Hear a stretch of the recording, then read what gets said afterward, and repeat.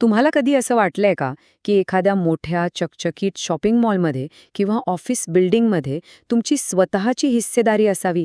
आज आपण बरोबर तेच रहस्य उलगडणार आहोत भारतीय आर-ई-आय-टीज मार्केटच्या माध्यमातून. आपण रोजच बघतो नाही का? मोठमोठे मॉल्स, उंचच्या उंच ऑफिस बिल्डिंग्स आणि आपल्याला काय वाटतं की अरे यात गुंतवणूक करणं हे फक्त मोठमोठ्या लोकांचं काम आहे, आपलं नाही. पण थांबा, एक मिनिट थांबा. कारण रीट्समुळे ना आता आपल्यासारखे सामान्य गुंतवणूकदार सुद्धा यात सहभागी होऊ शकतात. आता तुम्ही म्हणाल कसं?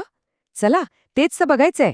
चला तर मग ह्या गुंतवणुकीची जी जादूची किल्ली आहे ना, म्हणजे हे आर-ई-आय-टीज, हे नक्की आहेत तरी काय, ते एकदम सोप्या भाषेत समजून घेऊया. समजा ना, हे म्युच्युअल फंडासारखंच आहे, पण फक्त रिअल इस्टेटसाठी.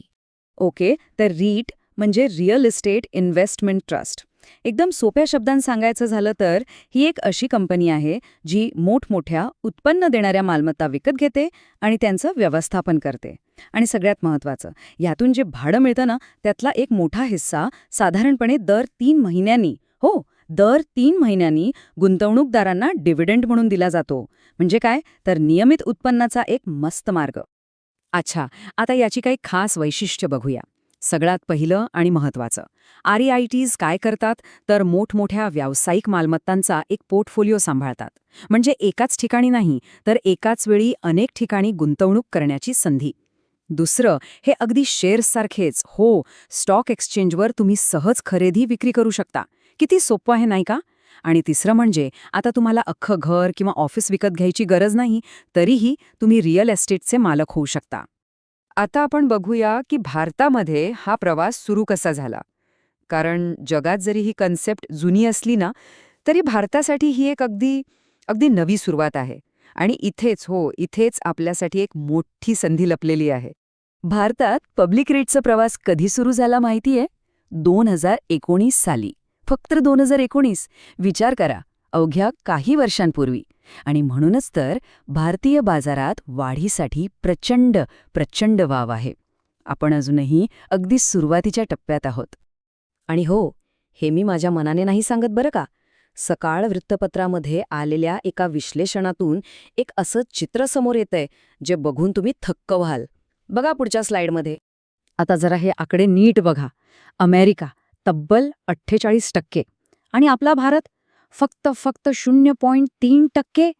कल्पना येते, ही जी प्रचंड मोठी तफावत आहे ना, तीच आपल्याला सांगते की आपण किती मोठ्या संधीच्या उंबरठ्यावर उभे आहोत.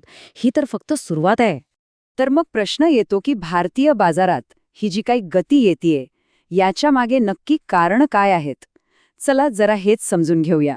या वाढीमागे खरं तर 2 मोठे ड्रायव्हर्स आहेत. एक म्हणजे मोठे संस्थात्मक गुंतवणूकदार, जसे की पेन्शन फंड वगैरे, जे यावर डोळे झाकून विश्वास ठेवतायत. आणि दुसरा ड्रायव्हर म्हणजे आपलं सरकार, जे वेळोवेळी अनुकूल नियम आणून या क्षेत्राला प्रोत्साहन देत आहे. हे दोन्ही घटक मिळून ही गाडी पुढे घेऊन जातायत. आत्तापर्यंत कसं होतं, भारतीय रीट्स मार्केटमध्ये सगळीकडे फक्त ऑफिस स्पेसचाच बोलबाला होता. पण भविष्य याच्या खूप पुढे आहे. चला बघूया पुढे अजून कोणत्या संधी दार ठोठावत आहेत.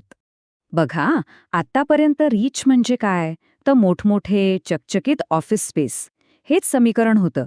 पण आता हे चित्र पूर्णपणे बदलतंय. ई कॉमर्समुळे वेअरहाऊसेसची मागणी प्रचंड वाढलीय. डिजिटल इंडियामुळे डेटा सेंटर्सची गरज दिवसेंदिवस वाढतीये. आणि इतकंच नाही, लवकरच निवासी मालमत्तांचे म्हणजे रेसिडेन्शियल प्रॉपर्टीजचे रीचसुद्धा येतील. म्हणजे विचार करा, ही संधी किती मोठी आणि किती वेगवेगळ्या प्रकारची आहे. तर थोडक्यात सांगायचं तर काय, भारतीय रीत बाजार आता एका लहान रोपट्यासारखा आहे, जो आता मोठा वटवृक्ष बनण्याच्या मार्गावर आहे.